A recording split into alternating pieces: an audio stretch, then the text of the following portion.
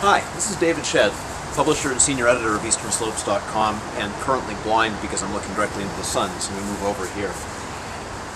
If you're anything like us, fall is your favorite time to go backpacking because you get nice, cool, crisp evenings, and the days are clear and the colors are beautiful, and we're starting to get close to that now. But if you're going to push the limits, one of the problems you run into is that unexpected snowstorm. Back about, was it 2 or 3 years ago, on October 31st, great way to spend Halloween, we were out in the woods, in tents, and we were supposed to get about 4 inches of snow, which, it's a pain, but it's easy to deal with. We got 28 inches. Clearly the weather forecasters had a little bit of an issue there. One of our tents collapsed. The other tent was fine. And so tent design really matters if you're going to get out in those temperatures where it's well below freezing and you've got the potential for having a big snowstorm. So what we're talking about today is we've got a few different tents, and back in the good old days there were summer tents, there were 3-season tents, and there were winter tents. And with the advent of these external pole structures and some of the hub poles and things like that, that summer tent category has pretty much gone away. Most manufacturers and most retailers don't even have it on their websites if you go and look. You'll find 3-season tents and 4-season tents. And the reality is, all of this type of tent are okay, but some are better than others. And the design choices they make will make them better for snow or better for summer. So we actually have here a true 3-season tent, the REI ASL, and talk about some characteristics of this tent, and then go on to these other tents so you can see the difference. And then that'll help you when you're trying to buy a tent decide, is this the right tent for the way I use it, or is it a great tent for summer and not so much if the snow's going to come down. So if you look at this, first thing you'll notice is a body that has very little ventilation. And the ventilation in here is limited to small areas that are intended to just let the condensation from your breathing, which is going to rise because if it's cold out, it's going to rise very quickly, up through the vents, get it out into the fly area, and then it dissipates. Having this covered like this and not be ventilated in mesh means it's going to be a lot warmer when things get nasty, and it's going to help, if the snow's blowing around, any of that, it's not going to get into the tent, in your sleeping compartment. But beyond that, if you look at this, I'm going to turn it this way so you can see better. One of the design characteristics here is you can see the top is very narrow, and by doing that, as snow comes down, even with the rain fly on it, it's going to have a tendency to shed off. And that's the biggest defense you have against a heavy snowfall, is getting the snow away from the tent structure and off the top. And this type of enclosed pole structure also tends to be very strong. If you look at this, when I put weight on this, I'm putting a lot of pressure in there. And that tent bends a little bit, but not very much. So the combination of the narrow top and shaping to get the snow off, plus the strong structure, means that you've got a tent that's going to handle really tough conditions and get you through all but the worst winter weather. So, let's take a look. We've got 3 other tents here. We have the REI Half Dome 2, which is a classic design. It's been out, I don't know how many years REI has had this out. 10? 15? I don't know.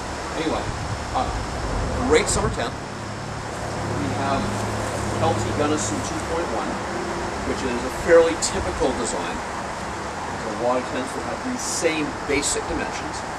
And Mountain Smith Morrison 2, which is a little different, and we'll get into the details of these and show them to you so that you can see exactly how you would use them. So, the most pure summer tent of the bunch is the REI. And the first thing is, as you look at it, you see, wow, a lot of mesh. A lot of ventilation, makes it very comfortable when it's hot out, and it's great. The other thing that's nice about it is, if you look at this design, you can see how they've widened out the walls, so when you're inside this, it's almost like a palace. It's huge inside. Great for sitting up, great for times when leg cards in this tent. It's just a great tent. But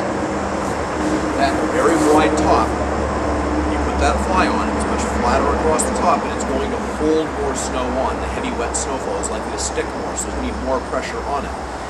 Remember how that tent, that other REI, which is truly designed for 3 seasons, barely moved at all, barely bent when I put pressure on it? Look at this. See, I'm putting very little pressure on, and you look at how that bows out.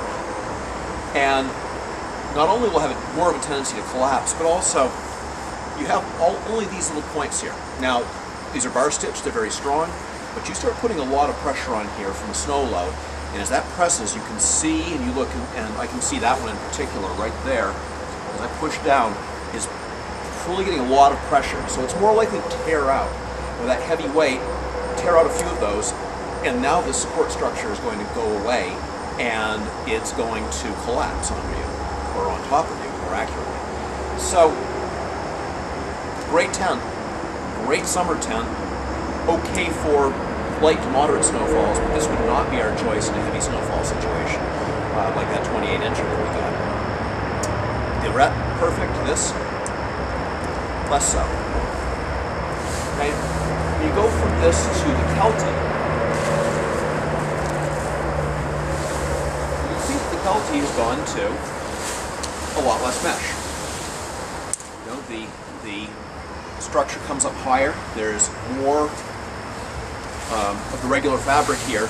So it's a tent that's still going to breathe well. It's still a summer tent, but it's going to breathe a little bit less, and it's going to, when the winds come up and start blowing things in, yeah, you can still get it through this, through there, but here it's going to get less, and it's a little more biased, not a lot more biased, but a little more biased toward dealing with snow type conditions. But this structure, if you look, you can see that it's much, much narrower this way.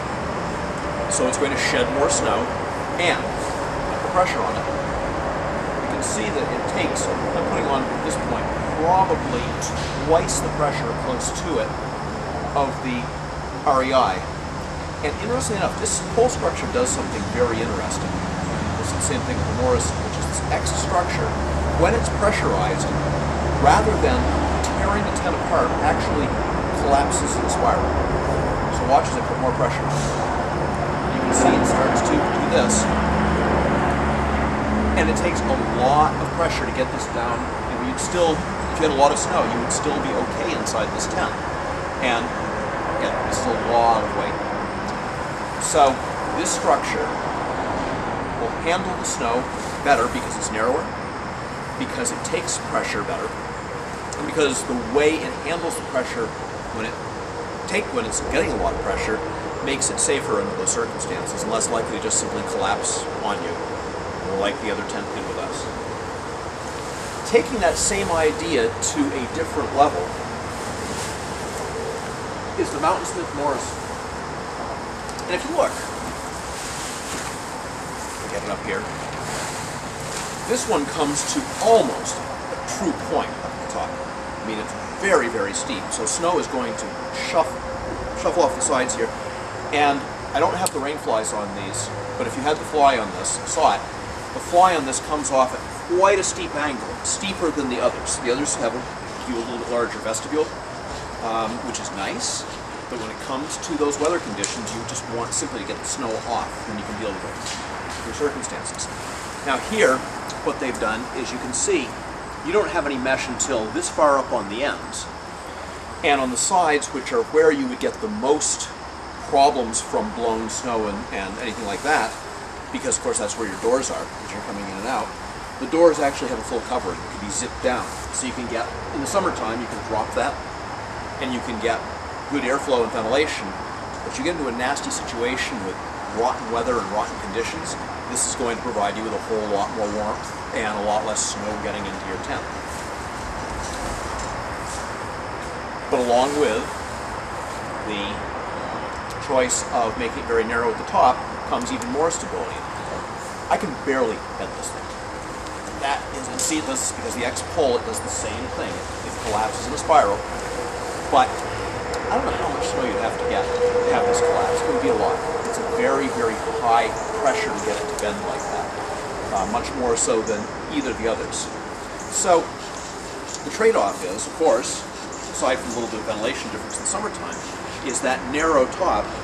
If you compare these two, think about spending hours in them in the summertime. You're sitting around, you got a rotten, rainy weather, things like that. The footprint is very similar in size, but the internal volume is dramatically different. So, know yourself, know what you want to do.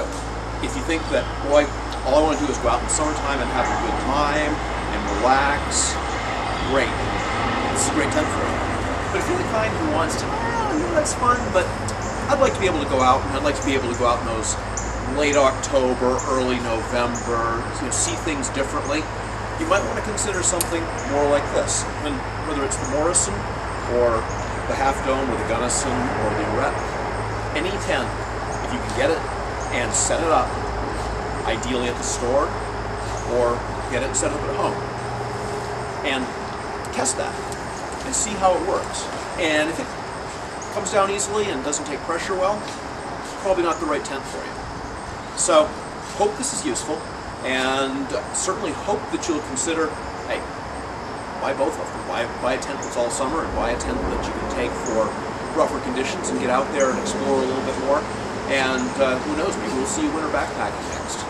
Again, it's David Shedd, EasternSlopes.com for the rest of the crew here at Eastern Slopes. Hope that you're getting out there and having a good time, and that we've provided you something useful today.